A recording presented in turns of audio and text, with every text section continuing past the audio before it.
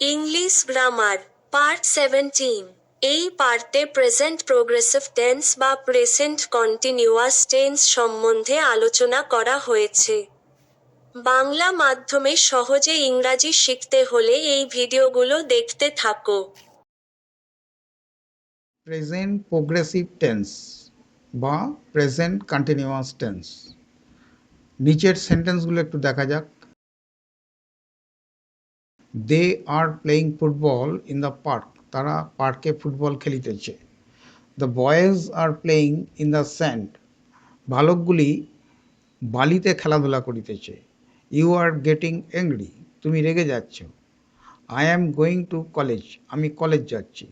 তাহলে এই সেন্টেন্সগুলো বর্তমানকালে চলিতেছে বোঝাচ্ছে। যে ধরনের অ্যাকশনগুলো বর্তমানকালে চলিতেছে এইগুলো আমরা প্রেজেন্ট প্রোগ্রেসিভ টেন্সে এক্সপ্রেস করব। Next sentence, I am going to college tomorrow. আমি কালকে কলেজ যাচ্ছি। এটা কিন্তু ফিউচার অ্যাকশন। কলেজ যাচ্ছি মানে কলেজ যাব। তাহলে ডি আর ই এই দুটো সেন্টেন্সের মধ্যে তফাৎটা হচ্ছে, রাস্তা দিয়ে আমি যখন যাচ্ছি তখন আমাকে কেউ যদি জিজ্ঞেস করে যে তুমি কোথায় যাচ্ছ, তখন আমি বলবো I am going to college. আমি কলেজ যাচ্ছি। তাহলে আমার যাওয়া ক্রিয়াটা বর্তমানকালে চলিতেছে। আর আমাকে রাত্রে যদি কেউ ফোন করে যে কালকে তুমি কলেজ যাবে, yes I am going to college tomorrow. হ্যাঁ আমি কালকে কলেজ যাচ্ছি। তাহলে এটা ফিউচার অ্যাকশন। তাহলে দুটো সেন্টেন্সে দেখা যাচ্ছে যে ইতে আমরা টুমরো অর্থাৎ সময় উল্লেখ করে দিলাম, একটা টাইম মেনশন করে দিলাম, তাহলে কিন্তু ফিউচার অ্যাকশন হয়ে গেল। তাহলে present progressive tense future action express করতে গেলে আমাকে একটা সময় উল্লেখ করতে হবে বা টাইম মেনশন করতে হবে। We are buying a flat in Salt Lake. আমরা সল্টলেকে একটা ফ্ল্যাট কিনছি। এখানে কিন্তু কোনো সময় উল্লেখ নেই। অর্থাৎ ধরা যাক এই সেন্টেন্সটা কোনো একটা কনভারসেশনের অংশ। কনভারসেশনের প্রথমের দিকে টাইম মেনশন অলরেডি হয়ে গেছে, তাহলে পরবর্তী সেন্টেন্সগুলো থেকে আর সময় উল্লেখ নেই, করার দরকার নেই। তাহলে সবসময় যে ফিউচার অ্যাকশন এক্সপ্রেস করতে গেলে প্রেজেন্ট প্রোগ্রেসিভ টেন্সে আমাকে টাইম মেনশন করতে হবে, এরকম কোনো বাধ্যকতা নেই। নেক্সট সেন্টেন্স হচ্ছে, I am studying BA in মহাবিদ্যালয়। আমি মহাবিদ্যালয়ে বিএ পড়িতেছি। বর্তমানকালে চলিতেছে এবং যে সময় বলা হচ্ছে সে সময় নাও হতে পারে। তুমি ট্রেনে করে কোথাও যাচ্ছ, কেউ যদি তোমাকে জিজ্ঞেস করে তুমি কি করছো, তখন তুমি বলে I am studying BA in মহাবিদ্যালয়। তাহলে তুমি বর্তমানকালে তুমি বিএ পড়ছো ঠিকই আছে, কিন্তু যে সময় বলা হচ্ছে সে সময় নাও হতে পারে। তো তাহলে the action that is occurring in the present but not necessarily at the time of speaking. Next sentence হচ্ছে, you are always losing your umbrella. তুমি সবসময় তোমার ছাতা হারাচ্ছ। তাহলে কোনো ক্রিয়া এত ঘন ঘন হয় যে সেইটা স্পিকারের বিরক্তির কারণ হয়, অর্থাৎ সেটা স্পিকার বিরক্তির সাথে বলে। তো তুমি সবসময় ছাতা হারাচ্ছ, তুমি সবসময় দেরিতে আসছো। নেক্সট সেন্টেন্স হচ্ছে, ইউ আর অলওয়েজ স্টাডিং। তুমি সবসময় পড়ছো। তাহলে এই অলওয়েজ দিয়ে যে প্রেজেন্ট প্রোগ্রেসিভ টেন্সগুলোকে আমরা এক্সপ্রেস করব, এটা যে সবসময় বিরক্তির কারণ হবে তা না। আমি মনে মনে সেটাকে অ্যাপ্রুভ করতে পারি, অর্থাৎ সেটা আমি অনুমোদন করতে পারি বা সেটাকে সাপোর্ট করতে পারি। তুমি সবসময় পড়ছো, তুমি সবসময় কাজ করছো, মানে এটা আমি অ্যাপ্রুভ করছি। তাহলে আমরা এর ওয়ার্ড অর্ডারগুলো কী হচ্ছে, প্রেজেন্ট প্রোগ্রেসিভ টেন্সের ওয়ার্ড অর্ডারগুলো হচ্ছে, অর্থাৎ শব্দবিন্যাসটা হচ্ছে প্রথমে সাবজেক্ট দিতে হবে, তারপর একটা অক্সিলারি ভার্ব ব্যবহার করতে হবে, সেটা হচ্ছে গিয়ে এম ইজ আর। এই অক্সিলারি ভার্বের পরে আমাকে মেন ভার্বের সাথে আইএনজি যোগ করতে হবে, তারপর অবজেক্ট কমপ্লিমেন্ট, তারপর মডিফায়ার। তাহলে এই ফর্মুলায় বা এই ওয়ার্ড অর্ডারে প্রত্যেকটা সেন্টেন্স আছে, দেখে নিই। দেটা সাবজেক্ট, তারপরে একটা অক্সিলারি ভার্ব অ্যামিজার ব্যবহার করা হয়েছে, তারপর মেন ভার্ব প্লের সাথে আইএনজি যোগ করা হয়েছে, তারপর অবজেক্ট দেওয়া হয়েছে, কী খেলিতেছে ফুটবল, কোথায় খেলিতেছে ইন দ্য পার্ক। তাহলে দেটা সাবজেক্ট, আরটা অক্সিলারি ভার্ব, প্লেইংটা মেন ভার্বের সাথে আইএনজি যোগ, ফুটবলটা অবজেক্ট, ইন দ্য পার্কটা modifier. The boys are playing in the sand, the বয়েজটা সাবজেক্ট, তারপর অক্সিলারি ভার্ব আর, তারপরে মেন ভার্বের সাথে আইএনজি যোগ করা হয়েছে। এখানে প্লে ভার্বটা যেহেতু ইন্ট্রান্সিটিভ ভার্ব হিসেবে ব্যবহার করা হয়েছে, এখানে কোনো অবজেক্ট নেই। মডিফায়ার আছে কোথায়, in the sand. You are getting angry, তুমি রেগে যাচ্ছ। ইউটা সাবজেক্ট, তারপরে একটা auxiliary verb am is are দিতে হবে, আর দেওয়া হয়েছে। মেন ভার্ব গেট মানে বিকাম, এর সাথে আইনজি যোগ করা হয়েছে। এরপর আমরা কমপ্লিমেন্ট অ্যাংরি, অর্থাৎ অ্যাংরিটা এখানে অ্যাডজেক্টিভ। তাহলে গেট ভার্বটা যেহেতু লিঙ্কিং ভার্ব, এরপর আমাকে কমপ্লিমেন্ট দিতে হবে। তাহলে এর কিন্তু মডিফায়ার এখানে দেখছি না, মডিফায়ার নেই। আর সবসময় যে মডিফায়ার থাকবে এমন কোনো মানে নেই, মডিফায়ার নাও থাকতে পারে। আর গেট ভার্বটা তো লিঙ্কিং ভার্ব, লিঙ্কিং ভার্বের পরে আমরা কমপ্লিমেন্ট ব্যবহার করেছি, অ্যাংরি, অ্যাংরিটা অ্যাডজেক্টিভ। নেক্সট সেন্টেন্স হচ্ছে I am going to college, আইটা সাবজেক্ট, অ্যাম ইজ আর একটা অক্সিলারি ভার্ব ব্যবহার করতে হবে, দেওয়া হয়েছে অ্যাম। গো ভার্বের সাথে আইনজি যোগ করা হয়েছে। গো ভার্বটা যেহেতু ইন্ট্রান্সিটিভ ভার্ব, এর কোনো অবজেক্ট নেই এবং কমপ্লিমেন্ট থাকবে না। মডিফায়ার আছে কোথায়, টু কলেজ।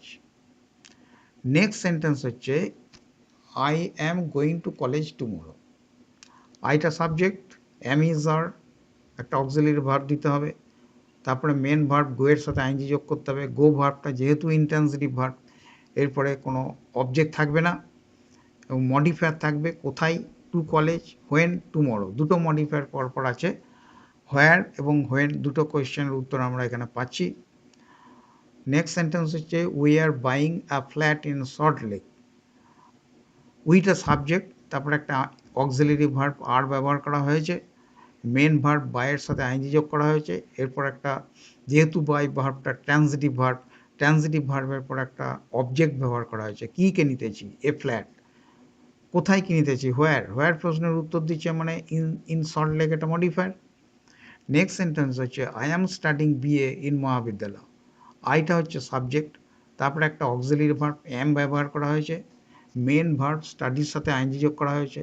এবার কি পড়িতেছি, অবজেক্ট হচ্ছে বিএ, কোথায়, ইন মহাবিদ্যালয়, তাহলে ইন মহাবিদ্যালয় এটা modifier. You are always losing your umbrella, subject you, তারপরে একটা অক্সিলারি ভার্ব আর ব্যবহার করা হয়েছে। তারপর মেন ভার্বের সাথে আইনজি যোগ, লস, তার সাথে আইনজি যোগ করা হয়েছে, লসিং। কি হারাচ্ছ তুমি, ইয়োর আমব্রেলা, তাহলে ইয়োর আমব্রেলা হচ্ছে যে অবজেক্ট। মডিফায়ারটা আমরা মিড পজিশনে বসিয়েছি, অলওয়েজটা, অর্থাৎ অক্সিলারি ভার্ব আর এর পরে। নেক্সট সেন্টেন্স হচ্ছে ইউ আর অলওয়েজ স্টাডিং, তুমি সবসময় পড়িতেছ, ইউটা সাবজেক্ট, তারপর অক্সিলারি ভার্ব আর ব্যবহার করা হয়েছে। তারপরে মেন ভার্বের সাথে আইনজি যোগ, স্টাডিং। এই স্টাডি ভার্বটা এখানে ইন্ট্রান্সিটিভ ভার্ব হিসেবে ব্যবহার করা হয়েছে, স্টাডির পরে কোনো অবজেক্ট নেই। মডিফায়ার আছে, মডিফায়ারটা কিন্তু মিড পজিশনে বসা হয়েছে। তাহলে এই ধরনের সেন্টেন্স এইচ এবং আই যে এইগুলো মডিফায়ারটা অলওয়েজ যদি ব্যবহার করি প্রেজেন্ট প্রোগ্রেসিভ টেন্সে, তাহলে আমরা অক্সিলারি ভার্বের পরে ব্যবহার করব। তাহলে জি এবং আই এই দুটো সেন্টেন্সে দেখছি স্টাডি ভার্বটা জিতে আমরা ট্রানজিটিভ ভার্ব হিসেবে ব্যবহার করেছি, এর অবজেক্ট রয়েছে বিয়ে। আবার আই যে সেন্টেন্সটা রয়েছে সেটা দেখছি স্টাডি ভার্বের পরে কোনো অবজেক্ট নেই, অর্থাৎ এটা ইনট্রানজিটিভ ভার্ব হিসেবে ব্যবহার হয়েছে। এক্সারসাইজ 2, নিচের সেন্টেন্সগুলোতে যে ভার্বগুলো আছে এগুলো আমরা প্রেজেন্ট প্রোগ্রেসিভ টেন্স বা প্রেজেন্ট কন্টিনিউয়াস টেন্সে এক্সপ্রেস করব। প্রেজেন্ট কন্টিনিউয়াস টেন্স বা প্রেজেন্ট প্রোগ্রেসিভ টেন্সে ওয়ার্ড অর্ডারগুলো হচ্ছে subject plus auxiliary verb am or is or are, main verb plus ING plus object or complement plus modifier. First sentence হচ্ছে John type a letter, জন একটা type করিতেছে একটা letter, একটা চিঠি। টাইপের প্রেজেন্ট প্রোগ্রেসিভ টেন্সের ফর্মটা কী হবে, John is typing a letter. Second sentence a monkey sit on the wall, তাহলে একটা বাঁদর দেওয়ালে বসে রয়েছে। সিট ভার্বটা প্রেজেন্ট প্রোগ্রেসিভ টেন্সে কী হবে, a monkey is sitting on the wall. Third সেন্টেন্সে ইউ গেট ফ্যাট, তুমি মোটা হয়ে যাচ্ছ। গেট ভার্বের প্রেজেন্ট প্রোগ্রেসিভ টেন্সের ফর্মটা কী হবে, ইউ আর গেটিং ফ্যাট, তুমি মোটা হয়ে যাচ্ছ। নাম্বার 4, উই গেট লেট, আমাদের দেরি হয়ে যাচ্ছে। তাহলে গেট ভার্বের প্রেজেন্ট প্রোগ্রেসিভ টেন্স ফর্ম কি হবে? We are getting late. Number 5 sentence হচ্ছে আই লার্ন জার্মান, মানে আমি জার্মান শিখিতেছি। লার্ন ভার্বের প্রেজেন্ট প্রোগ্রেসিভ টেন্সের ফর্মটা কি হবে? I am learning German. 6th sentence, mom and dad go to Pune next week. Mom এবং ড্যাড পুনে যাচ্ছে পরের সপ্তাহে। এটা ফিউচার অ্যাকশন। ফিউচার অ্যাকশন আমরা প্রেজেন্ট প্রোগ্রেসিভ টেন্সে করতে পারি। টাইম মেনশন করে দেওয়া আছে এখানে নেক্সট উইক। গো ভার্বের প্রেজেন্ট প্রোগ্রেসিভ টেন্সের ফর্ম কি হবে? Mom and dad are going to Pune next week. Number 7 sentence, cold wind blow from the north. তাহলে ঠান্ডা হাওয়া উত্তর দিক থেকে বইতেছে। ব্লো ভার্বের প্রেজেন্ট প্রোগ্রেসিভ টেন্সের ফর্মটা কি হবে? Cold wind is blowing from the north.